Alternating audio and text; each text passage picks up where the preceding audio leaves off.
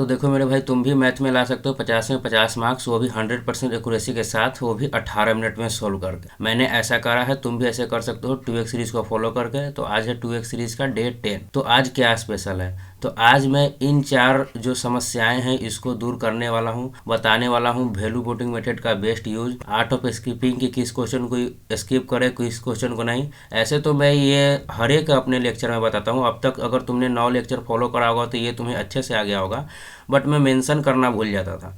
और ये है क्वेश्चन अप्रोचिंग टेक्निक। हाँ मेरे भाई, किस क्वेश्चन को किस तरीके से अप्रोच करें, किसको हम लोग शॉर्ट मेथड से बनाएं और किस क्वेश्चन को बेसिक से सॉल्व करना चाहिए। ठीक है, ये होता है क्वेश्चन अप्रोचिंग टेक्निक। ठीक है, हर एक क्वेश्चन को हम ना तो शॉर्ट ट्रिक से सॉल्व कर सकते हैं और ना ही हर एक क्वेश्चन में हम बेसिक मेथड लगा सकते हैं। सबका अलग अलग पर्पस होता है, अलग अलग यूज होता है। तो हम लोग इस तरीके से क्वेश्चन अप्रोचिंग टेक्निक को अपना बिल्ड कर सकते हैं। उसके साथ साथ रिलेटेड कॉन्सेप्ट भी मैं बताता हूँ। क्वेश्चन ले लिया, उससे रिलेटेड अगर अदर कॉन्सेप्ट जो एग्जाम में पूछे गए हैं, जो कि आने वाले हैं, जो कि मोस्ट इंपॉर्टेंट है, रिलेवेंट है, तो मैं उसको भी डिस्कस करता हूँ साथ ही साथ। और जहाँ तक रहा ये थंबनेल वाले क्वेश्चन का सवाल, तो इसको भी मैं सोल्व कराऊंगा।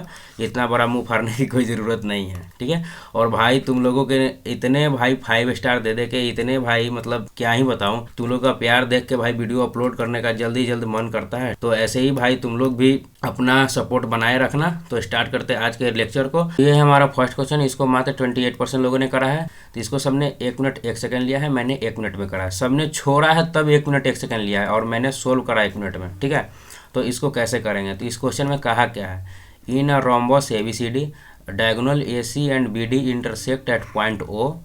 ठीक है, पॉइंट O एंड जो एंगल है CDO वो 50 डिग्री दिया हुआ है। तो पूछा है एंगल DAB क्या होगा। तो सबसे पहले हम लोग अपना क्वाड्रिलेटरल ड्रॉ कर लेते हैं। तो ये है हमारा क्वाड्रिलेटरल ABCD। ठीक है भाई, फिगर जज मत करना, बस फीलिंग को समझते जाओ। ठीक है, तो ये ABCD ये हमारा क्या है, रोम्बस है। 2 डायगोनल है AC और BD, इंटरसेक्ट कर रहे हैं O पे। और CDO ये दिया हुआ है 50 डिग्री। तो पूछा है DAB, क्या पूछा है, DAB ये वाला एंगल पूछा है कि क्या होगा। सबसे पहले इस क्वेश्चन को सोल्व करने से पहले हमें कुछ रोम्बस की बेसिक प्रॉपर्टीज़ आनी चाहिए, क्योंकि उसके बेसिक प्रॉपर्टीज से रोम्बस की 2024 सीजन में भर भर के सवाल पूछा भाई, भर भर के। ठीक है, हर एक शिफ्ट में या मतलब मैक्सिमम शिफ्ट में रोम्बस से सवाल आए हैं। तो सबसे पहले इसके प्रॉपर्टीज़ को जान लेते हैं। तो सबसे पहले क्या होता है कि जो रोम्बस के जो साइड होते हैं वो आपस में पैरेलल होते हैं। मतलब ये वाला साइड इसके पैरेलल होगा, अपोजिट साइड क्या होते हैं, पैरेलल होता है। ठीक है, ऑल साइड क्या होता है, इक्वल होता है। ठीक है, सब साइड क्या होगा, इक्वल होगा रोम्बस का। ठीक है, और इसका जो डायगोनल होता है ना वो एंगल बाइसेक्टर होता है। मतलब कि ये जो एंगल ये वाला और ये वाला क्या होगा, ये इसको बाइसेक्ट कर देगा, ये एंगल को 2 भाग में बाइसेक्ट कर देगा इसका डायगोनल, हर एक डायगोनल। ठीक है, एंगल बाइसेक्टर होता है इसका। और क्या होता है, जो डायगोनल होता है वो 90 डिग्री पे बाइसेक्ट करता है। मतलब कि ये जो डायगोनल है ना एक दूसरे को 90 डिग्री पे काटते हैं। तो ये 4 जो पॉइंट है हमें एकदम आने चाहिए, रटे रटाए होने चाहिए भाई। इससे बना के क्वेश्चन एग्जाम में पूछता है। चलो तो आगे बढ़ते हैं। तो ये 50 डिग्री है, तो मतलब ये भी 50 डिग्री होगा, होगा ना। ये 50 है तो ये भी 50 होगा। दूसरा ये जो है ना, एक सेकंड, ये है AB, ये है DC, ये दोनों क्या है, पैरेलल है। ठीक है, तो BD जो है ना, BD ये है ट्रांसवर्स लाइन। तो इसका जो अल्टरनेट एंगल होता है ना वो इक्वल होता है। 2 पैरेलल लाइन के बीच में जो काटने वाला ट्रांसवर्स लाइन होता है उसका अल्टरनेट एंगल इक्वल होता है। तो ये 50 है, तो ये 50 है, तो ये भी 50 डिग्री हो जाएगा। ठीक है, ये भी हो जाएगा कितना, 50 डिग्री। ठीक, और उसके अलावा ये जो है ये 90 डिग्री पे बाइसेक्ट करता है। इतना चीज़ तो क्लियर हो गया। अब इसको आगे सोल्व करते हैं। आगे सोल्व करना काफ़ी आसान है। In triangle AOB, in triangle AOB ये वाला ट्रायंगल है हमारा। ठीक है, ये वाला ट्रायंगल है। उसमें देखोगे तो जो एंगल OAB ये वाला जो एंगल है ना, एंगल OAB ये नहीं पता है हम लोगों को। बाकी एक 50 है और एक 90 है, टोटल सम 180 डिग्री होगा। इसको जोड़ेंगे तो कितना आ जाएगा, 140 आ जाएगा। तो एंगल OAB है ना, 180 में से 140 जाएगा तो 40 डिग्री आ जाएगा। ठीक है, तो ये आ गया हमारा क्या, 40 डिग्री। ये एंगल हो गया हमारा 40 डिग्री। अच्छा, ये जो डायगोनल है वो एंगल बाइसेक्टर होता है, तो ये एंगल भी क्या हो जाएगा हमारा, 40 डिग्री इक्वल हो जाएगा। तो पूछा था क्या सवाल में, D A B, angle D A B. तो देखो तो एंगल डी ए बी हमारा निकल नहीं गया, डी ए बी निकल नहीं गया। ये 40 और ये 40 कितना हो जाएगा भाई, 80 डिग्री। ये हो गया हमारा आंसर। कितना आसान हो गया अगर हमको प्रॉपर्टी इसका याद है तो, अगर नहीं याद होता तो हालत ख़राब हो जाता इस क्वेश्चन में। चलो इस सवाल को करते हैं। देखो ये काफ़ी इजी सवाल है, 69% लोगों ने करा, बट मैंने इसको क्यों रखा है ना कि मैं बताना चाहता हूँ इसमें जो एलसीएम एचसीएफ होता है ना उसके कुछ इजी ट्रिक्स, ठीक है। कैसे है, जैसे इसमें पूछा है कि difference between LCM and HCF पूछा है, तो सबसे पहले 24 और 18 लिख लेंगे। तो इसका एलसीएम और एचसीएफ निकालने के लिए इसको को प्राइम नंबर में तोड़ लेते हैं। को प्राइम नंबर क्या होता है, जैसे 2 और 3 को प्राइम नंबर है, इसके बीच जो है ना कोई भी चीज़ कॉमन नहीं है एक के सिवाय, एक से ये दोनों कटेगा, बाकी और कोई टेबल में 2 और 3 नहीं आता है, ठीक है। तो क्या हो जाएगा 8 3 के 24, ये क्या हो जाएगा 9 दूनी के 18। देख लो इन दोनों में आपस में कुछ भी कॉमन नहीं है, ठीक है। तो अब क्या करते हैं, इसको लिख सकते हैं 2 के पावर 3, ये है 3, ये इसको लिख सकते हैं 3 के पावर 2, ये है 2 के पावर 1। अगर एचसीएफ निकालना है ना, एचसीएफ हाईएस्ट कॉमन फैक्टर, तो उसमें सबसे लोएस्ट पावर लेते हैं। तो 3 का सबसे लोएस्ट पावर है 1, तो 3 के पावर 1, 2 का सबसे लोएस्ट पावर है 1, तो ये हो गया हमारा 1, कितना आ गया 6 आ गया। ये हो गया हमारा एलसीएम। और अगर एलसीएम लेना है ना तो लोएस्ट कॉमन फैक्टर लोएस्ट है लेकिन पावर हाईएस्ट वाला लेंगे, तो कितना हो जाएगा 2 का पावर 3 गुना 3 का सबसे हाईएस्ट पावर है 3 का पावर 2, ठीक है। तो 8 9 72, ये हो गया एलसीएम, ये हो गया हमारा एचसीएफ, और इसके बीच का डिफरेंस पूछा है। तो 72 में से 6 घटा देंगे, कितना आ जाएगा 66, तो ये हो जाएगा हमारा आंसर। आगे बढ़ेंगे। इसको 66% ने करा, सबने 26 सेकंड लिया, मैंने 24 सेकंड लिया, तो मैंने कैसे करा होगा। तो ये सवाल तो इजी है, बट मैंने इसमें एक कॉन्सेप्ट बताने के लिए इसको मैंने रखा है, इंपॉर्टेंट कॉन्सेप्ट है, उसको बताने के लिए इसको रखा है मैंने। इसमें क्या कहा है, while going to electricity office, बिजली ऑफिस जाते समय रवि जो है ना 60 किलोमीटर प्रति घंटा की रफ्तार से जा रहा है और आते समय 90 किलोमीटर प्रति घंटा की रफ्तार से वापिस आ रहा है। तो पूछा एवरेज स्पीड। तो सवाल तो काफ़ी इजी है, इसको कैसे करना, देखो इसका एक ट्रिक होता है। अगर डिस्टेंस सेम है, जैसे उसका घर और बिजली ऑफिस जिस रास्ते से गया है वही रास्ते से आया है, तो अगर 10 किलोमीटर होगा तो जाते वक्त भी 10 किलोमीटर, आते वक्त भी 10 किलोमीटर उसको डिस्टेंस कवर करने पड़ा होगा, मतलब कि डिस्टेंस सेम है। तो जब भी डिस्टेंस सेम होता है ना तो एवरेज स्पीड का फॉर्मूला होता है 2s1 s2 बटा में s1 प्लस में s2, ये होता है एवरेज स्पीड। अगर यहाँ पे 3 दिया होता है, मतलब कि यहाँ पे अगर 3 वो स्पीड दिया हो रहा था, तब क्या फार्मूला लगाते, तब एवरेज स्पीड का फार्मूला लगता क्या 2s1 s2 s3 बटा में s1 s2 plus s2 s3 plus s3 s1, ठीक है, ये लगता फार्मूला। तो ये 2 फार्मूले हो गए, 2 तुम लोगों ने जान लिए, ये काफ़ी अच्छा फार्मूला है, काफ़ी हमारे जो टाइम को काफ़ी बचा देता है भाई ये फार्मूला। तो चलो यहाँ से इसको सॉल्व कर लेते हैं। s1 दिया हुआ है 60, s2 दिया हुआ है 90, और 60 और 90 के जोड़ेंगे तो आ जाएगा 150, 1 0 से 1 जो गया, 15 6 का 90, 6 6 36 दूनी 72, ये हो गया हमारा आंसर। आगे बढ़ते हैं। इसमें क्या कहा है, the smallest number that is exactly divisible by इतना। हाँ तो देखो ये क्या है ना कि ये क्वेश्चन भी काफ़ी आसान है, इसको 72% लोगों ने करा है, मैंने इसको 9 सेकंड में करा है, एवरेज लोगों ने 22 सेकंड में करा है। तो मैंने इसको क्यों रखा है, मैंने इसको रखा है भाई ऑप्शन से कैसे करते उसको दिखाने के लिए। शुरू में इंट्रो बनाते वक्त मैंने ये ऑप्शन मेथड रखना भूल गया था, ठीक है, तो उसको बताता हूँ सबसे पहले। देखो इसमें क्या है ना कि हाईएस्ट जो नंबर है वो क्या है 27, ये किसका मल्टीपल है 9 का। इसका मतलब कि इससे अगर कोई भी अंक कट रहा है, देखो इसमें क्या कर रहा है कि वो छोटा स्मॉलेस्ट नंबर बताओ जो 12 से भी कटे, 15 18 और 27 हो, सबसे ये कटना चाहिए, ठीक है, सबसे डिविजिबल हो। तो ये जो नंबर है वो 27 से कट रहा है, इसका मतलब 9 से तो पक्का कटेगा। तो जो ऑप्शन में जो नंबर होगा वो 9 का क्या होना चाहिए, 9 से क्या होना चाहिए डिविजिबल होना चाहिए। तो 9 का डिविजिबिलिटी रूल क्या होता है कि वो जो नंबर है ना उसका डिजिट का सम 9 से कटना चाहिए, ठीक है। तो देखते हैं, तो 8 5 13 9 से नहीं कटेगा, 8 6 14 9 से नहीं कटेगा, 5 4 9 कट रहा है 8 9 से, 7 4 11 9 से नहीं कटेगा। तो यहाँ पे आसानी से हमने क्या करा कि अपना दिमाग लगाया और अपना क्या करा 3 ऑप्शन एलिमिनेट करके अपना आंसर निकाल लिया, ठीक है। अगर इसको अगर बेसिक से करने जाएँ, इसका क्या तरीका होगा, देखो इसका जो एलसीएम होगा ना वही होगा वो सबसे स्मॉलेस्ट नंबर जो इन तीनों से जो इन चारों नंबर से कट रहा होगा, ठीक है। तो इनका एलसीएम निकालने का तरीका अभी मैंने पीछे बता ही दिया, तुम निकाल ही लोगे। 3 चौक 12, तो 2 का पावर 2 लिख सकते हैं। 3 गुना 5, 3 का पावर 2 9, दूनी के 18, ये क्या है 3 का पावर 3। अगर एलसीएम निकालना है तो क्या करेंगे, सबसे हाईएस्ट पावर लेंगे, तो 3 का पावर 3, 2 का सबसे हाईएस्ट पावर कितना है 2, और एक आ गया हमारा 5 का हाईएस्ट पावर इतना। इसको मल्टीप्लाई करेंगे कितना रहेगा 540। ठीक है, आगे बढ़ते हैं। तो ये क्वेश्चन काफ़ी अच्छा था। एक मेरे सब्सक्राइबर ने लिखा था कि please time and work question का रखिएगा, अच्छा क्वेश्चन, ताकि मेरा टाइम एंड वर्क वीक है तो स्ट्रांग हो जाए। तो इसको मात्र 40% लोगों ने करा था, सब ने 59 सेकंड में करा है, मैंने इसको 50 सेकंड में करा। तो कैसे करा होगा, चलो पहले क्वेश्चन को पढ़ते हैं। इसमें क्या कहा है, ए वर्क्स, देखो इसमें क्या होता है ना, कभी कभी इंग्लिश पढ़ने में क्या होता है, ए वर्क्स इतना, इसको समझ लेंगे ए का काम 5.4 टाइम, जबकि यहाँ पे ए से किसी पर्सन को डिनोट करा है। कभी कभी यही प्रॉब्लम हो जाता है इंग्लिश में पढ़ने में, और क्या ही बता। तो A works 5.4 times as fast as B, ठीक है, एंड ए टेक्स 22 दिन क्या है 22 दिन लेस लगता है बी से, ठीक है।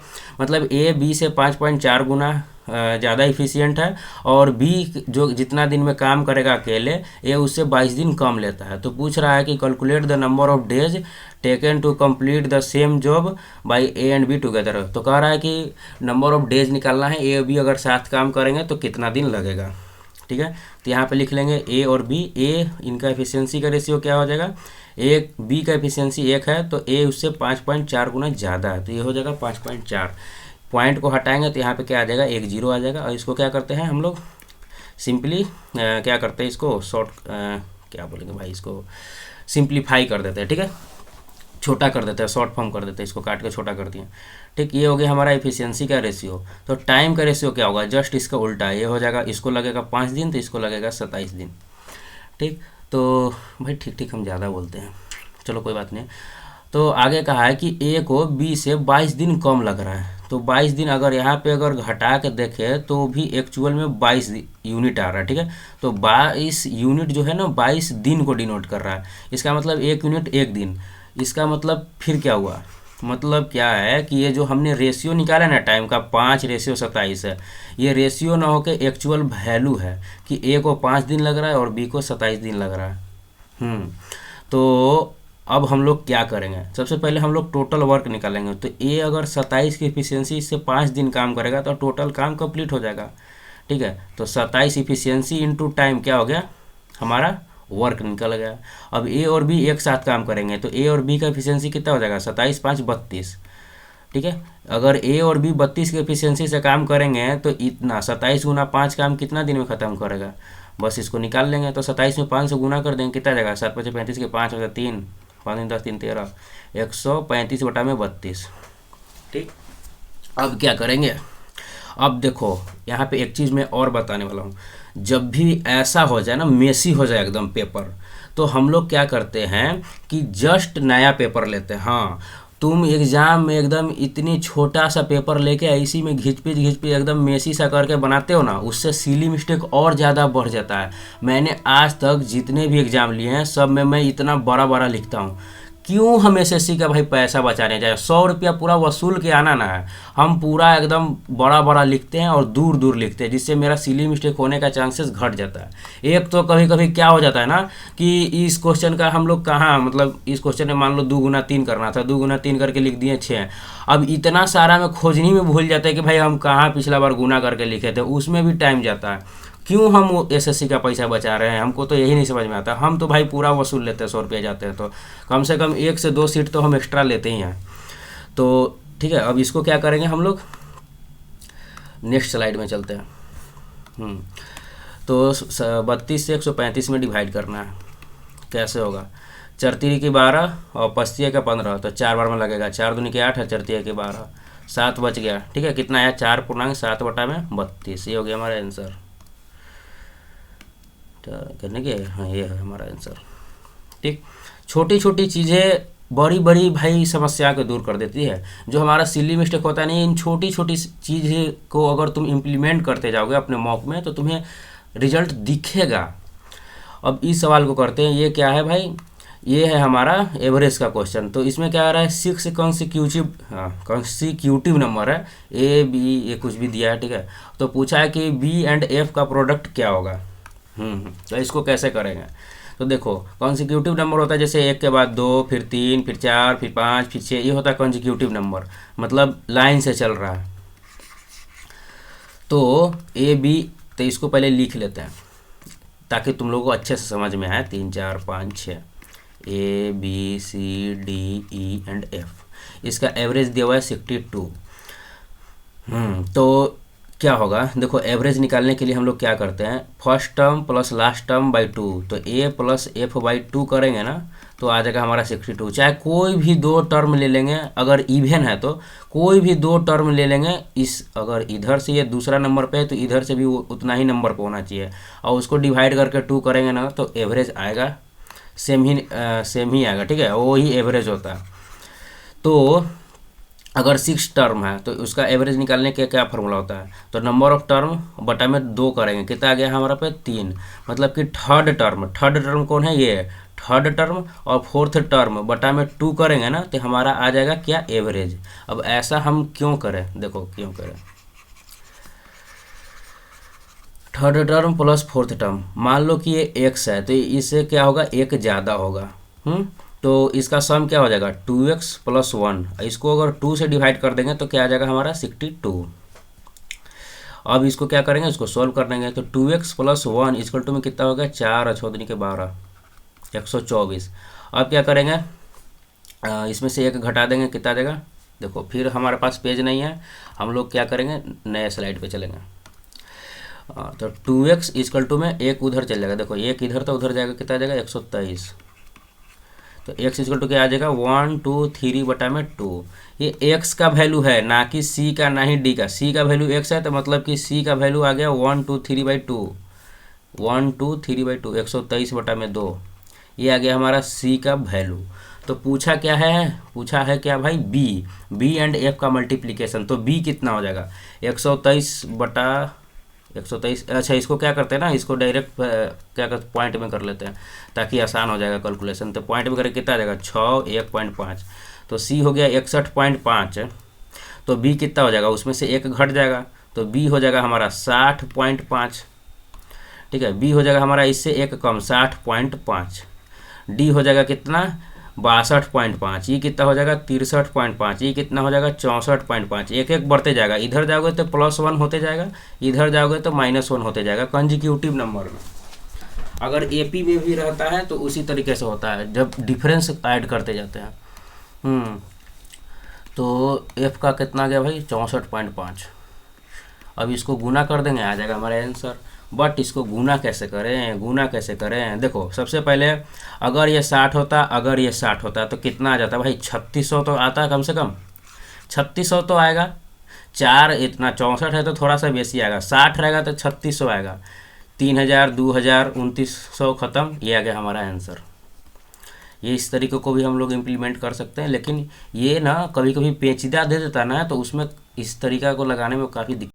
तो बढ़ते हैं नेक्स्ट सवाल की तरफ। तो इसको मात्र 22% लोगों ने करा है, सबने 37 सेकंड लिया है और हमने 1 मिनट 6 सेकंड लिया है। तो भाई ऐसा नहीं है सबने स्किप कर दिया भाई मैक्सिमम ने, तो इसलिए यहाँ पे टाइम कम दिखा रहा है। तो इसका मतलब ये थोड़ी है कि हम स्लो हैं। देखो आगे बढ़ते हैं। तो ये क्वेश्चन मैंने रखा है क्या, वैल्यू पुटिंग बताने के लिए, ठीक है। यहाँ से तुम लोग वैल्यू पुटिंग अच्छे से सीख सकते हो कि किस तरीके से करते हैं।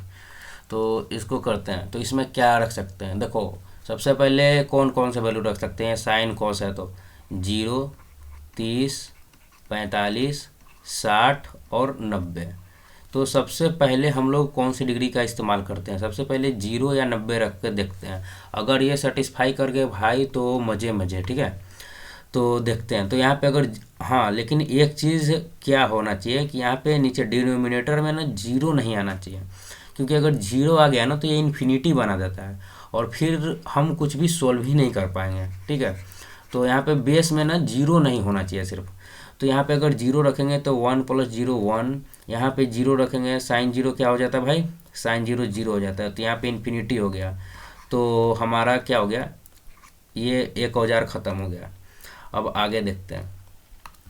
आगे क्या देखते हैं, 90 डिग्री रख के देखते हैं। तो कॉस 90 क्या होता है, जीरो। तो एक में जीरो जोड़ेंगे तो कितना आ जाएगा, एक। साइन 90 एक होता है। कॉस जीरो क्या होता है, जीरो। तो एक में से जीरो घटाएंगे तो एक। मतलब कि ये सेटिस्फाई तो कर गया कि क्वेश्चन में हम 90 डिग्री रख के आंसर ला सकते हैं। बट एक बार ऑप्शन भी देख लेते हैं। साइन 90 रखेंगे तो क्या आ जाएगा, वन। कॉस 90 रखेंगे तो आ जाएगा जीरो। अब देखो तो अगर मान लो कि 90 डिग्री रखने पर वन आंसर आ गया तो हम ये दो ऑप्शन में से किसको सेलेक्ट करेंगे, पता ही नहीं चल पाएगा मेरे भाई, नहीं पता चलेगा। और मान लो कि अगर जीरो आ गया तो फिर इन दोनों में से हम लोग क्या सेलेक्ट करेंगे। तो मतलब इस तरीके में तो हम फंस जाएंगे। सिर्फ दो ऑप्शन हम लोग एलिमिनेट कर सकते थे, इस कंडीशन में कर सकते हैं। एग्जैक्ट आंसर हमारा नहीं आएगा, तो ये भी हमारा फेल हो गया। अब हम लोग क्या करेंगे, 45 डिग्री रख के कोशिश करेंगे। देखो सबसे पहले 0 90 ट्राई मारते, ये दोनों फेल हो जाता है तो हम लोग अपना 45 डिग्री के पास आते हैं कि भाई अब तुम ही कुछ कर सकता है। तो 45 डिग्री, तो साइन 45 1/√2, कॉस 45 1/√2। तो भाई इसने भी अपने दोनों हाथ ऐसे खड़े कर दिए कि भाई अब मेरे से नहीं हो पाएगा। हम भी दो ही ऑप्शन एलिमिनेट करेंगे और दो ऑप्शन के बाद हम भी बाय बाय करके निकल जाएंगे। तो ये भी भाई ख़त्म हो गया कहानी। इन तीन वैल्यू को रख के तो हम निकाल ही नहीं सकते आंसर। अब आ गया हमारा 30 डिग्री। अब 30 या 60 में से कोई भी एक रखो, उससे आंसर आ ही जाएगा। तो क्यों ना हम 30 डिग्री रख के सोल्व करते हैं। ठीक है, तो 30 डिग्री रख के सोल्व करोगे भाई तो ये सोल्व हो जाएगा, बट काफ़ी लॉन्ग जाएगा। मतलब मेरे को लगता नहीं है कि उसको सोल्व कराने से इस वीडियो में कोई फ़ायदा हो पाएगा। जैसे मैं रख के थोड़ा बताता हूँ। साइन 30 का वैल्यू हो जाता है 1/2, उसका स्क्वायर करेंगे तो 1/4 हो जाएगा। यहाँ पे 1 प्लस यहाँ पे हो जाएगा cos 30 √3/2 प्लस 1 प्लस √3/2 बटा में 1/2 माइनस 1/2 बटा में 1 माइनस √3/2। अब भाई अगर हम इसको सोल्व कराने जाएंगे ना, इसको क्या ही बताएं, इतना समय लगेगा जिसका कोई हद हिसाब नहीं है। तो इसको तुम क्या करना, अगर ऐसा क्वेश्चन आ जाए इसको तुम स्किप कर देना मेरे भाई। अगर तुम्हारा दिमाग काम न करे, एकदम ऐसा ब्लंडर हो जाएगा, तो इसको एकदम छोड़ के भागो। चाहे तुम्हारा जितना टाइम लग गया, मतलब जितना भी अगर तुम्हारा टाइम लग गया ना इसको बनाने में, अगर मान लो 1 मिनट भी लग गया तो तुम सोच रहे हो कि थोड़े से और बनाएंगे तो बन जाएगा। नहीं वैसे करना है, इसको छोड़ के भाग जाना है। तुम्हारा एग्जाम लेने वाला क्वेश्चन है ये। ऐसे क्वेश्चन तुम्हारा एग्जाम बिगाड़ने के लिए ही पेपर में डाले जाते हैं। अगर ऐसा आ गया तो तुम सत्यानाश हो जाएगा तुम्हारे पेपर का, अगर तुम इसको करने जाओगे। तो इसको छोड़ के तुमको आगे बढ़ जाना है। मैंने इतना बता दिया, तुम इसको पेपर पर सोल्व करके इसका आंसर निकाल सकते हो। कमेंट करके बताना कि इसका आंसर क्या आएगा। आगे बढ़ते हैं, देखो इसको सोल्व करते हैं। इसको 47% लोगों ने करा है। ठीक है, तो मैंने इसको 1 मिनट 22 सेकंड में कराया और एवरेज लोगों ने फिर 41 सेकंड लिया। तो ठीक है, तो जज नहीं करने का, आगे देखते हैं। सबने स्किप कर दिया भाई, इसलिए टाइम कम दिखा रहा है। तो इसको इसमें क्वेश्चन में क्या कहा था, देयर इज ए 30% इंक्रीज।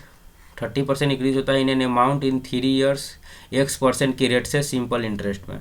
तो पूछ रहा है कि उसी रेट से कंपाउंड इंटरेस्ट में 30,000 का 4 साल में कितना CI निकलेगा। मतलब कह रहा है कि एक X% रेट है, 3 साल में वो कोई भी प्रिंसिपल का 30% इंक्रीज कर देता है सिंपल इंटरेस्ट में, SI में। तो कह रहा है कि उसी रेट से अगर हम 30,000 का अगर 4 साल का अगर हम CI निकालें तो कितना आएगा, ये पूछा है। ये हमारा एक्चुअल क्वेश्चन है। सबसे पहले क्वेश्चन को हम लोग ना अच्छे से समझ लेते हैं, उसके बाद हम लोग क्या करते हैं, उसको सोल्व करने पे जाते हैं। तो क्वेश्चन समझ लिए। तो देखो अगर हम SI में है, कोई चीज़ 100 रुपया से 130 रुपया हो जा रहा है कितने साल में।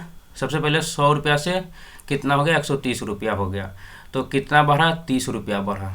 30 रुपया बढ़ा भाई कितना साल में, 3 साल में। तो 1 साल का निकालने के लिए 3 से डिवाइड करेंगे, कितना बढ़ा, 10। 1 साल में कितना बढ़ा भाई, 10। तो 10 बढ़ा 100 पे, तो कितना परसेंट हो गया भाई, ये हो गया क्या, 10%। ठीक है, तो रेट आ गया हमारा कितना, 10%। अब 10% का अगर 4 साल का हमको निकालना है तो इसका क्या निकालना पड़ेगा, सक्सेसिव निकालना पड़ेगा। तो सक्सेसिव निकालने के लिए सबसे पहले तो देखो, सक्सेसिव निकालने के लिए फार्मूला होता है क्या, x + y। ठीक है, x + y minus x into y बटा में 100। ये तो होता है सक्सेसिव निकालने का फार्मूला, बट इससे निकालने जाओगे तो काफ़ी टाइम लगेगा। तो इसका क्या होता है, एग्जैक्ट वैल्यू होता है। अगर 10% का 4 साल का 4 ईयर का अगर तुमको सक्सेसिव चाहिए तो उसका वैल्यू होता है 46.41%। ठीक है, इसको तुम लोग एकदम रट लेना। इस पे भाई अगर सवाल आया ना तो बहुत मतलब बहुत जो स्टूडेंट हो गए उसको छोड़ के भाग जाएंगे और तुम इसको आसानी से कर पाओगे। तो कितना आ गया भाई 46%। तो हम लोग क्या करेंगे, डायरेक्ट 30,000 का 46.41% निकाल लेंगे। तो परसेंट हटाएंगे, यहाँ पे 100 आ जाएगा। अब इसको क्या करेंगे, कैलकुलेट करेंगे। अब देखो हमको कुछ भी यहाँ पे कट्टम पिट्टम गुना भागा कुछ नहीं करना है। हमको यहाँ पे लिखना है 4641, कहाँ लिखना है 4641, और उसमें 3 से मल्टीप्लाई कर देना है। ठीक है, जीरो वगैरह पॉइंट कुछ भी नहीं देखना है, हमको सिर्फ डिजिट मिलाना है। यहाँ पे कितना गया 3, 4 12 की 2। देखेंगे कि भाई 23 कहाँ है, 80 है, ये 93 है, यहाँ पे 23 है, यहाँ पे 93, ये भी खत्म। ये होगा हमारा आंसर। पूरा हमको गुना भी नहीं करना, अगर करने भी जाए तो इतना ही आंसर आएगा। 4 12 के 2 होते जाए 1, 6 18 19 9 होते जाए 1, 4 12 13, क्या यही है क्या हमारा आंसर। चलो आगे बढ़ते हैं। हाँ, तो यही था थंबनेल वाला क्वेश्चन जिसको मैंने रखा था। ये काफ़ी अच्छा क्वेश्चन है, इसको मात्र 16% लोगों ने करा है, और जिन्होंने भी करा है तुक्का मार के ही करा होगा, बट मैंने तुक्का नहीं मारा है। एवरेज ने 32 सेकंड लिया है, हम लिए 1 मिनट 22 सेकंड और टॉपर लिया है 2 मिनट 16 सेकंड। तो देखो इसको कैसे करते हैं। तो यहाँ पे बोला है कि एक क्वाड्रिलेटरल है ABCD। ठीक है, तो सबसे पहले हम क्वाड्रिलेटरल बना लेते हैं अपना ABCD। ABCD हो गया हमारा क्वाड्रिलेटरल। बी पे है हमारा क्या 90 डिग्री। ठीक है, उसके बाद क्या कहा है AB square BC square CD square. ठीक है, AB स्क्वायर इसको लिख लेते हैं, AB square plus BC square plus CD square minus AD square equal to में 0। तो इसको क्या करेंगे, इसको डायरेक्ट हम लोग ऐसे करेंगे। देखो AD को हम लोग उधर ले जाएंगे। ठीक, अब देखो यहाँ से ऐसे इसको एक लाइन ड्रॉ करते हैं। अब यहाँ से तुम्हें कोई चीज़ दिख रहा है, ये क्या है 90 डिग्री, 90 डिग्री है। तो AB square plus BC square equal to क्या हो जाएगा हमारा AC स्क्वायर, पाइथागोरस थ्योरम से। तो AB square plus BC square को हम लोग क्या लिख सकते हैं, AC स्क्वायर। ठीक है, AC square plus CD square equal to में AD स्क्वायर। अब देखो AC स्क्वायर, ये जो ट्रायंगल है इस साइड का स्क्वायर प्लस CD स्क्वायर इस साइड का स्क्वायर बराबर है तीसरे साइड के स्क्वायर के। मतलब क्या है, यहाँ भी पाइथागोरस थ्योरम लग रहा है। इसका मतलब क्या होगा कि यहाँ पे 90 डिग्री होगा। अब देखने में उठपटांग सा लग रहा है, ये कुछ इस तरीके से ट्रायंगल बनता है। ठीक है, इस तरीके से बनता है, यहाँ पे 90 डिग्री आता, ये 90 डिग्री आएगा। अब देखो, अब देखने में सही लग रहा है। AD क्या है यहाँ पे AC square plus CD square equal to क्या हो गया AD स्क्वायर। ठीक है, AD स्क्वायर। तो यहाँ पे क्या हो गया पाइथागोरस थ्योरम लग रहा है। इसका मतलब यहाँ पे 90 डिग्री होगा भाई। दो साइड का कोई भी दो साइड का स्क्वायर अगर थर्ड साइड के स्क्वायर के बराबर है तो पाइथागोरस थ्योरम लगेगा और वो एंगल पे क्या होगा 90 डिग्री बनेगा। सिंपल सी बात है। तो जो ACD है ना, ACD पे क्या बनेगा 90 डिग्री बनेगा। यहाँ से मैंने ये लॉजिक लगाया, ये मेरा क्वेश्चन बन गया था। चलो आगे देखते हैं। ये मैंने क्यों रखा है, ये मैंने रखा है भाई किस लिए, वैल्यू पुटिंग के लिए। तो देखो A और B प्लस इक्वल टू -5 दिया हुआ है, उसके अलावा और कुछ भी नहीं दिया हुआ है। इसका मतलब क्या है कि यहाँ पे A और B का हम कभी भी एग्जैक्ट वैल्यू निकाल ही नहीं सकते। इसका मतलब हम इसकी जगह पे कुछ भी रखेंगे आंसर वही आएगा। यहाँ पे -3 रख लेंगे, यहाँ पे -2 रख लेंगे, क्या आ जाएगा भाई 5 आ जाएगा। यहाँ पे हम लोग क्या रख सकते हैं, यहाँ पे हम लोग -5 रख सकते हैं, यहाँ पे 0 रख लेंगे, तब भी क्या होगा भाई वही आंसर आएगा। तो क्या करते हैं हम लोग, यही इसको फॉलो करेंगे तो जल्दी आएगा। तो एक जगह पे -5 का क्यू कितना हो जाएगा -125 और B तो 0 है तो 0 हो जाएगा। यहाँ पे भी B है 0 तो गुना करेंगे तो पूरा 0 बना देगा। तो आंसर कितना आ गया -125। ठीक, इसको आगे बढ़ते हैं। इसको मात्र 34% लोगों ने करा है, सबने 32 सेकंड लिया है, मैंने 20 सेकंड लिया है। तो मैंने कैसे करा होगा, इसमें कहा क्या है पहले, सबसे पहले तो O is the centre of the circle, O centre है। AB क्या है टेंजेंट है। तो पूछा है एंगल ABC मतलब कि ये वाला एंगल पूछा है। सबसे पहला बात मेरे को दिखा टेंजेंट, तो ये होगा 90 डिग्री। जहाँ पे रेडियस और टेंजेंट मिलता है वहाँ पे क्या बनता है, 90 डिग्री बनता है। उसके बाद एक चीज़ मेरे को और दिखा, क्या दिखा मेरे को, और देखो यहाँ पे एक चीज़ और दिखा, ये जो ओ सी है और जो ओ ए है ये रेडियस है। देखो भाई रेडियस इस ज्योमेट्री में अगर सर्कल वाला ज्योमेट्री दिया ना तो रेडियस को पकड़ के रखना है। रेडियस बहुत बड़ा बड़ा हार्ड हार्ड क्वेश्चन को इजी कर देता है।